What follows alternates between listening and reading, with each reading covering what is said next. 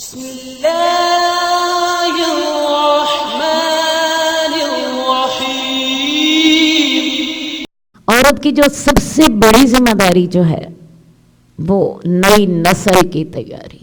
اب ہماری جو نئی نسل ہے اسے یہ پتہ ہی نہیں ہے ہمیں اللہ نے کیوں پیدا کیا تھا۔ انہیں اپنے مقصد حیات کا علم نہیں ہے۔ انہیں اتنا ہی پتہ ہے کہ ہم شاید دنیا میں نخرے کرنے کے لیے پیدا ہوئے۔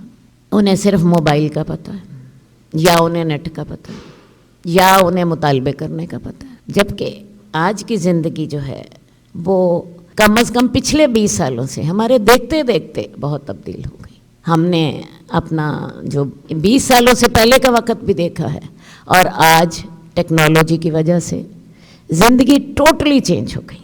برداشت کا مادہ بالکل ختم ہو گیا۔ ہر کوئی کسی کو کاٹ کھانے کو دوڑتا ہے۔ تیز رفتاری اس ٹیکنالوجی نے پیدا کی، انسان سے صبر بھی چھین لیا۔ اب مرد ہے وہ باہر سڑکوں پر بھی جلد بازی ہوتی ہے، دفتروں میں بے سکونی ہے، کھینچا تانی کا ایک ماحول ہے۔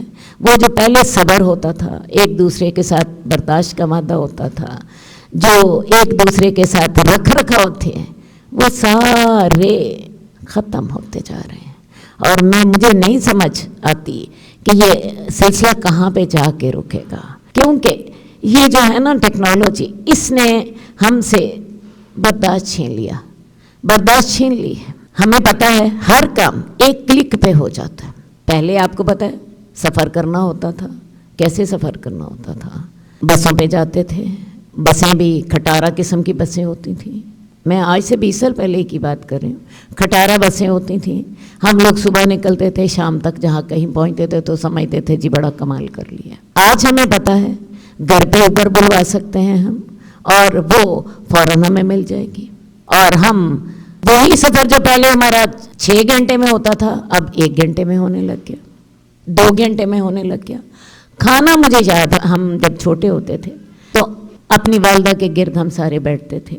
عورت کا بہت بڑا رول ہوتا تھا گھر میں، جی وہ چولہا جلا رہی ہے، اور چولہے میں کیا جلتا تھا؟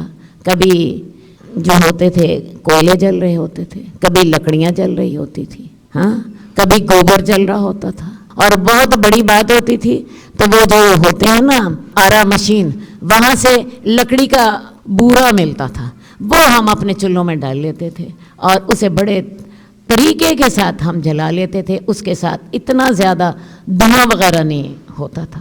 آج ہمارے پاس کیا میسر ہے؟ سوئی گیس، جس کو نہ آپ کو جلانا پڑتا ہے، جس کو نہ آپ کو بہکانا پڑتا ہے، جس کی نہ دھواں ہوتا ہے، اور تیز لو آپ کو مل جاتی ہے۔ یہ بھی چھوڑ دیں، میں نے بتایا ہمارے لیے بچپن میں سب سے بڑی خوشی کا موقع کیا ہوتا تھا؟ امی جی کے پاس بیٹھ جانا، انہوں نے پراٹھیاں پکاتے جانا اور ہم نے کھاتے جانا۔ مرد بھی آ رہے ہیں، بیٹے بھی آ رہے ہیں، سب نے کھانا۔ آج یہ کوئی مسئلہ رہا ہی نہیں ہے۔ آپ کو پکا پکایا کھانا مل جاتا ہے، آپ آرڈر کر دیں ڈیلیوری گھر مل جاتی۔ یہ ہیں دور جدید کے مسائل۔ تو لہٰذا وہ جو ہر کام آپ کی ریچ میں ہے، آپ سمجھتے ہیں ہمیں جو کام چاہوں میں کر سکتی ہوں۔ یہ میں نے ایک کھانے کی مثال دی، ایک میں نے آپ کو ٹرانسپورٹ کی مثال دی، دوسرے کاموں کا بھی یہی مسئلہ ہے۔ آگے ہم نے کچھ پڑھنا ہوتا تھا، اس کے لیے ہمیں محنت کرنی پڑتی تھی، لائبریری جانا پڑتا تھا۔ آج آپ کو ایسے ایپس ہیں آپ کے پاس، ایک کلک کریں ساری کی ساری معلومات آپ کے ایک کلک میں موجود۔ وہ علیحدہ بات ہے کہ آپ وہ کلک نہ کریں، لیکن اسی کلک میں سارا علم آپ کے دروازے پر، آپ کے ہاتھ میں۔ آپ کو پیسہ نہیں خرچ کرنا پڑتا، آپ کو کہیں جانا نہیں پڑتا، آپ کو محنت نہیں کرنی پڑتی۔ تو یہ جو ایک کلک میں سارا کچھ ہونا ہے نا، اس نے انسان کے مزاج کے اوپر بہت فرق ڈالا۔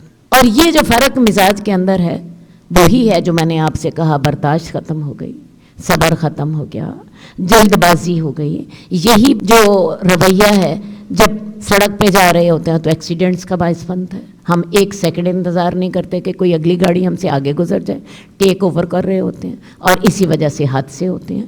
گھروں میں لڑائیاں ہوتی، گھروں میں ہمارے رویے تبدیل ہو گئے، میاں بیوی کے رویے تبدیل ہو گئے، اولاد والدین کے رویے تبدیل ہو گئے، ہمسایوں کے ساتھ رویے تبدیل ہو گئے۔